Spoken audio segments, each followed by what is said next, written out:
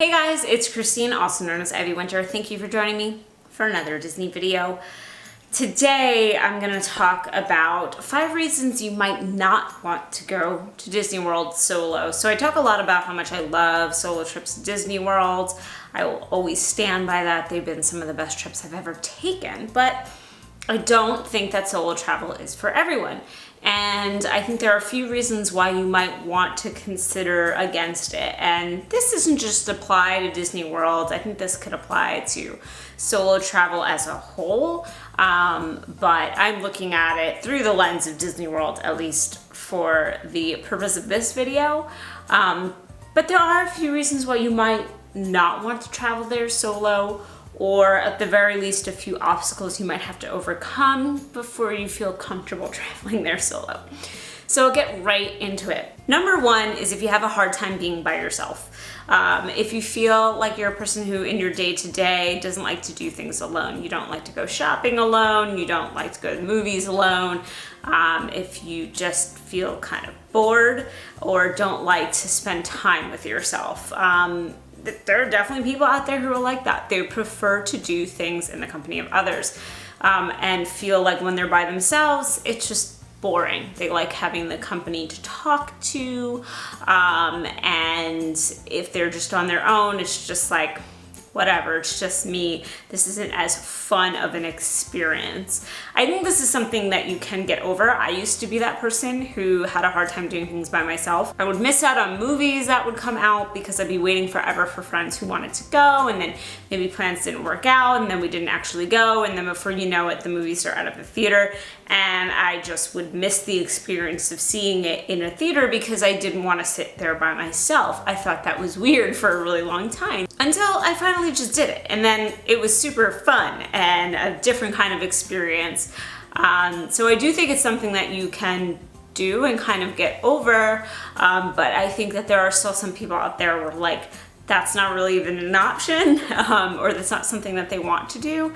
So I think despite as much fun as Disney is, and I think you can have a ton of fun by yourself, there are going to be some people where that's just like a roadblock and they would much rather be with other people. So it really might not be for you if that's. This kind of leads into number 2, which is if you're someone who prefers the shared experience. If you feel like experiencing the fireworks or a ride by yourself is not quite as fun or fulfilling without another person.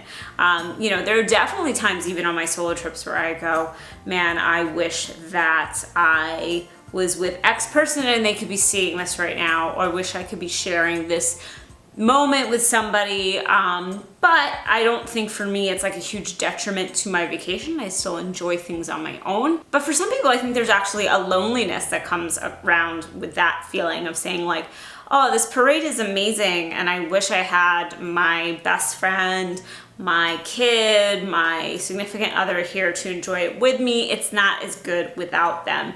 I wish I could be making memories with someone else and not by myself. So again, if that's sort of something that you would prefer, and I think for a lot of people, Disney is 100% a shared experience. I think that's why sometimes people think that solo trip goers are like kind of weird, because it's the family experience or the group trip experience and not thinking of it as something for one person.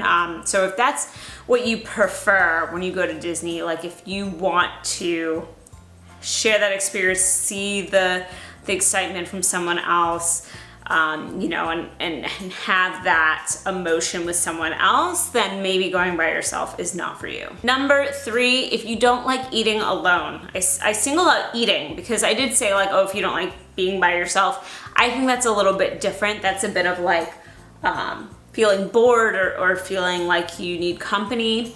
I think eating is a very specific, tough thing for a lot of people to get over, and that was my hardest thing to get over as well.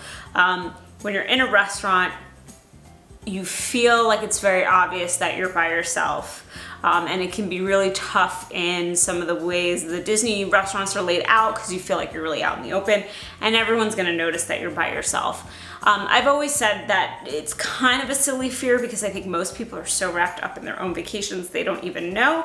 And if they do, it's not like someone's saying something to you or giving you side eye or something like that. But I think this is just a really hard thing for a lot of people. They don't really know how to like talk to the waiters and waitresses when they are by themselves. Maybe they feel like that's awkward. And I think just people feel like food is a very communal and social experience, right? Like when I eat dinner every day, Peter and I eat dinner together. We rarely eat dinner apart because that's our time to be together and to be social. And so I think, you know, especially when you go out to a restaurant, something that might be like, oh, I'm going to meet my friends for lunch, I'm gonna go see my in-laws for dinner. Like you always have like a social reason to do that generally. So it's hard for us to disassociate eating out with that. And if that's hard for you, which is totally understandable, it might be hard for you to go to Disney solo. I will say that like one thing that made it easier for me, and I don't know if this is the case in other bigger cities, I noticed in New York, a lot of people do things by themselves. It's quite common actually to see somebody sit at a nice restaurant outside at a table and have a meal and reading a book. Obviously something like going to Starbucks and maybe having a laptop and working, I think that's a little bit more accepted in general. But even, yeah, I used to like walk home in Astoria in Queens when I lived there, and it'd be summer and there'd be all the outdoor tables and you would totally see people chilling by themselves with a book or a laptop or even just on their phone. Maybe they've got their dog with them, maybe they don't, maybe they're by themselves. And like, it was pretty common. And I think that that helped me feel more able to do it because I was in a place where I saw it a lot. But I think it has a lot to do with where you're from and how common that actually is. Number 4 reason you might not want to go solo is because it's gonna be more expensive for you. If you're booking a hotel, you're not splitting that cost with anyone. Like when I stay at a hotel at Disney, I'm paying the whole price, right? And maybe I'm getting a discount from an annual pass or what have you, but I don't have someone else to say, hey, you want to split that nightly bill in half. You know, you can't like fill the room with 4 friends and split it 4 ways. It's just you taking the brunt of that expense, which can also affect decision making of like, you know, maybe you really want to stay in a moderate, but like, man, that's a lot to pay by yourself. So you end up downgrading and you're like, well, my only option is like an all-star, and maybe that's a turnoff. That's not really where you wanted to stay. Same thing with, you know, any sort of cabs or transportation. Fortunately with Disney having a lot of free transportation, that can be avoided. But if you were to take a cab somewhere, you're paying all of it by yourself. There's no halvesies with anyone else. And it really adds up for sure. So something to think about is like solo trips in a way can definitely be more expensive because you have no one else to split any costs with. And my last reason you might not want to go by yourself is that you don't know how to be selfish. I think you do need to be a little bit selfish on these trips. It's about you. With a solo trip, it's like, what do you want to do? Where do you want to eat? What decisions do you want to make?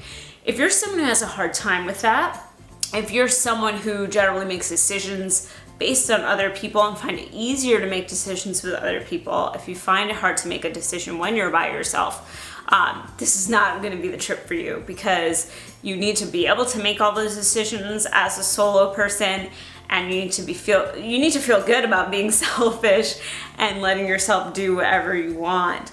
I know that's not in everyone's nature, and when I say selfish, I don't mean to say that I'm a really selfish person and that's why I go on all these solo trips. God, I hope not. But I mean, you know, you do have to be comfortable with like embracing everything that you want to do, making decisions on your own, being confident in your own decisions without anyone else weighing in on them. So if that is not something that you're comfortable with, if you like making decisions in a group, if you prefer doing things with other people's input, it might be a little weird for you to go by yourself. So those are my top 5 reasons why you might not want to do a solo trip. I would love to know in the comments below, is there a specific reason that has stopped you from doing a solo trip? Maybe you've thought about it, but you said, you know what, I can't do it because of X, Y, or Z. Let me know in the comments below. If you like this video, then like it. If you like me, you should subscribe. I make videos every single week. In addition, I throw it out here and there, but a lot of people don't even realize that Rob of, well, now Midway to Main Street, and I have a podcast. We've had this podcast for a couple of years already, but it's the TTA podcast. I'll put a link down below, so if you want to hear more Disney discussion, you can tune in. Rob and I have been friends for 25 years now, which is insane. And so you definitely get that dynamic on the podcast. We're just two old friends, talking about Disney. That's really what it is. So if that's something you'd want to listen to, definitely check it out. Thank you so much for watching. And as always, have a great rest of the day. Bye.